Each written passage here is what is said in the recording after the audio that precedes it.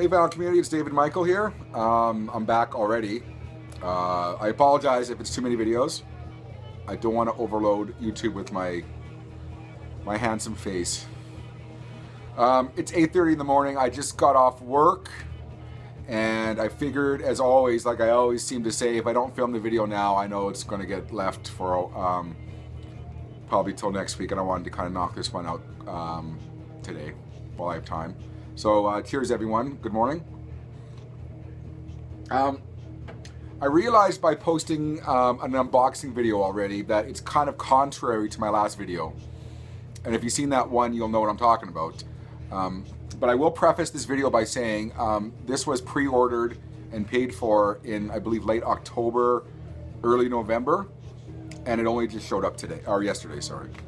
So, yes, I would sound like quite the hypocrite if I went on some tangent about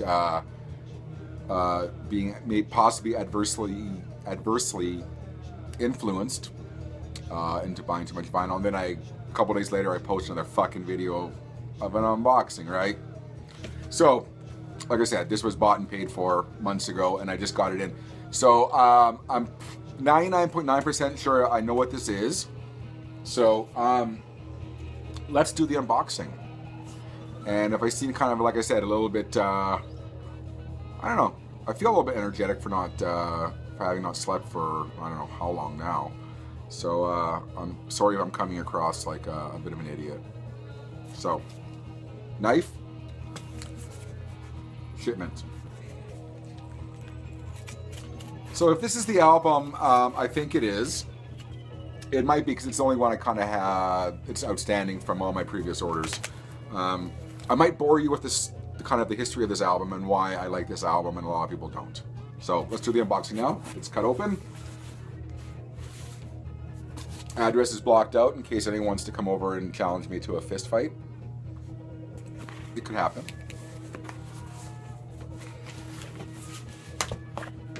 Alright. Obviously I didn't slice this very well, did I? Alright.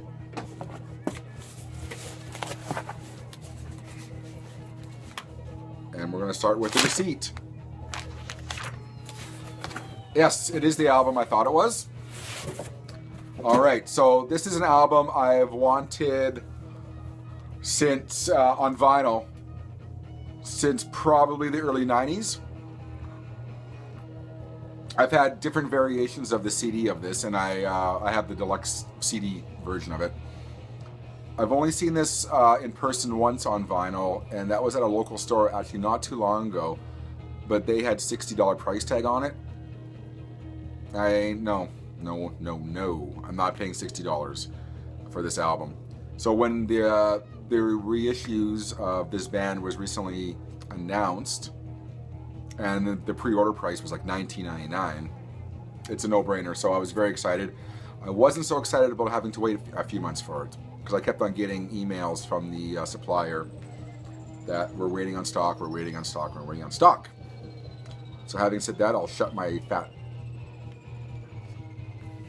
Halloween! Pink Bubbles Go Ape. So, those of you who know metal or power metal, you might be, I don't know, rolling your eyes. Some of you might be maybe kind of interested about this album. And if you don't know Halloween or this album, you might just be indifferent and you're going to skip videos now. But Halloween, Pink Bubbles Go Ape. And while I'm doing this, how about we double down and we do a seal to reveal. So yes, let's double down here. I'm hoping there's some kind of artwork, because the artwork was done by Storm Thorgerson, who's best known for Pink Floyd album covers. And this album cover, I know, gets a lot of hate. And it might have been a preventative factor from some people being turned off by the album, as well as some people didn't like the music. But for Halloween, it's a very odd looking album cover. And very Storm Thorgerson. So, like I said, I'm hoping there's some artwork, because Storm Storm Thurston always makes at least interesting album covers. You may not like them all, they're interesting if nothing else. Oh, it's a nice gatefold too. Okay, well then all the photos that were done for this album for promo seem to be in here. That's nice. It seems like I'm yelling too. I have a fear that the Hawkwind is playing too loud and I have to talk over it, so maybe I'll lower my voice. And hopefully you can still enjoy the Hawkwind in the background. All right, so we'll break the vinyl out here.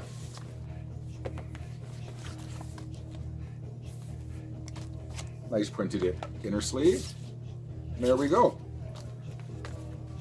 So we got a 2-for-1 there. A seal to reveal and an unboxing.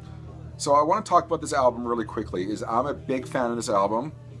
And I'm not a fan of it because I'm being one of those kind of ironic metal fans who loves stuff just to be different. Because it's, you know, it's universally... I wouldn't say it's universally hated. It's not one of their more favored albums. This was the follow-up release to the Keeper of the Seven Keys Volume 2. And like I said, I've been up for, I don't know, I'm going to guesstimate and say I've been up for the last 20 hours. So I'm hoping all the facts are still right here. This was the follow-up release to Keepers of the Seven Keys Volume 2, which was a monster album, and it kind of redefined the power metal genre. Or in a lot of ways, it kind of invented the power metal genre. It took 3 years for this album to come out after that album, The Keepers Part 2, because they were having battles with their record company. And it took that long for them to kind of get out of that contract and sign with Sanctuary management. And then they were managed, I believe, by Rod Smallwood, who is famous for managing Iron Maiden. And one day, like I said, if I ever get around to telling these stories of meeting people, I met Rod Smallwood once. And look at this, see? I cut my finger opening this album. If you remember my first unboxing video, I said I can't be trusted around one of these. Asked my wife, and I've cut myself. So, yeah, I just don't want to be bleeding on the album. So, 3 years it took for this album to come out. So it came out in 1991. And I don't even know if it got a wide release in North America. I remember pre-internet, you know, finding listings for it in metal mags and wondering why it wasn't in my local store. No one was carrying it. I finally got it from one of our local import stores that I would frequent. And it was different, very, very different to the Keepers of the Seven Keys Parts 1 and 2, and a million miles away from their first couple albums. Well, their first album anyways. This album saw Kai Hansen leave the band, and he went on to form Gamma Ray, as you might know. And I believe this album and the kind of left turn it took, this album is slightly more artistic. It's you know, if you know Halloween, then you know the album after this, Chameleon, was a full out, I don't know what it was, a full on attempt at, it was about 80% pop, 20% metal. I have a feeling that the lead singer, Michael Kiske, was kind of drawing them in that direction. I'm guessing that he joined the band for the Keepers albums, and then they had such big success that he was kind of throwing his weight around. Kind of like Steve Perry did in Journey, I guess. And I guess they gave him the reins, and he rode off, and then they made the Keepers albums, and then in this album, they, like I said, they took a definite left turn. But there's still some very hard rocking metal on this album. The first single, Kids of the Century, is probably up there in my 1 or 2 favorite Halloween songs of all time, and definitely one of my favorite metal songs. If you're interested, Google or go on YouTube, get off my channel right now, and look up the video for Kids of the Century by Halloween if you haven't seen it yet. It's an incredibly good metal song. After that, it kind of veers off into a lot of really artsy kind of things, and then there's one song on here that gets so much hate, and it's called Heavy Metal Hamsters. The song was kind of, it was meant as a B-side, so it was recorded. If you listen to the song, you'll think it might sound ridiculously stupid, but they recorded it as a piss take at their old record company that they were kind of in legal battles with. So if you listen to the lyrics in that context, it kind of makes sense, and it's a fun song. I used to host a metal radio show on our university radio station, and I used to play the song, and I would get equal parts awesome phone calls, like really loving the song, and then I would get like, what the fuck are you playing this crap for? But to each his own. So, the album gets a bad rap. I'm guessing it's 50-50 with kind of metal fans. 50, you know, obviously, half people love it, half people hate it. Like I said, after this album, they went into making an album called Chameleon that is a very, very tough listen. So, yeah. So that is kind of like the history behind this album. Like I said, then after Chameleon came out, the band kind of imploded, and Michael Kiske left, and whatever remnants of the original Helloween kind of soldiered on with a new singer, Andy Darris. So, there you go. All the information you never wanted about this album, I just gave you. So, I'm still bleeding. I don't know if you can see that. Look at that. I'm bleeding for the cause. So, this is what just came, and like I said, many months I've been waiting for this to come in, and for the first time I'll have this on vinyl. So I don't know if I have anything more to add about this album. I think I probably went on a bit too long about it, but I'm very passionate about this album, about the band, you know. And there was a brief point in my life where I was really like living for power metal. And then I kind of got over it. But Helloween kind of still soldiered on with me, and I still listen to Helloween a lot. So, yeah. So not to drag this out too long, I would be remiss if I didn't reference my last video. And I think in my description I'm going to put unboxing, no rant, I promise. I'm not going to rant. I'm just going to say I want to thank you for everyone who kind of listened to my spiel, who kind of understood what I was getting at, and to the couple of people who didn't get what I was saying. And I understand if you didn't. It was a bit rambly, but for the couple people who really didn't like it, sorry. It's my channel. It's my opinion. I just threw it out there. I'm trying to be as honest with people as I could possibly be. If nothing else, I kind of live by the credo of trying to be as honest all the time. Just be as honest as you can.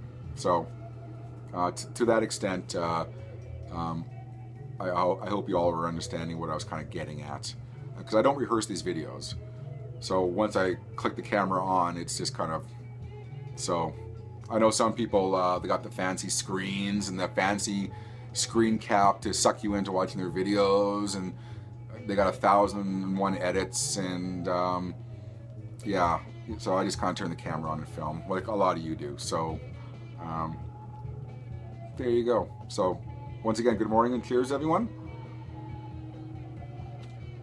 So I'm going to end this video right now, and I'm going to go to bed. So once again, thank you to everyone who's been subscribing lately. And I always say subscribing. I want to thank you all. I really wasn't even, like I said before, I wasn't really even paying attention to how many subscribers I have. And then there's lots and lots, and I really appreciate it. I really kind of, like I said in one of my other videos, I was making videos before. If you've been following my videos, I've gone through a long spell of illness. And although I was making videos before then, it wasn't until I had all this time at home recovering that I kind of really went all in to making videos. And I wasn't expecting anyone to watch, and I wasn't expecting anyone to even pay attention to me. So, it's not one of those disingenuous things when I say I really appreciate it, and I really appreciate all the videos that everyone else is making. And I didn't realize how many of these type videos are out there, because I'll look at my suggested feed and it's nothing but people I don't follow. They're kind of new to me, but they're popping on my suggested feed, and there's I don't know, it seems like hundreds and hundreds. So there's the fact that you've chosen one of my videos as one of the videos that you watch, whether it's your first time or you come back, and look at my ugly face. Yeah, I mean, that means a lot to me. I'm just a middle-aged father of two, I'm plugging along in life, and like I said, been collecting vinyl for over 30 years, and it means the world to me to share this with you and to interact with a lot of people who do the same. So, thank you, everyone. This has been the unboxing of Halloween Pink Bubbles Go Ape. Give it a sample. You might hate it, but you know, you might like it. Who knows?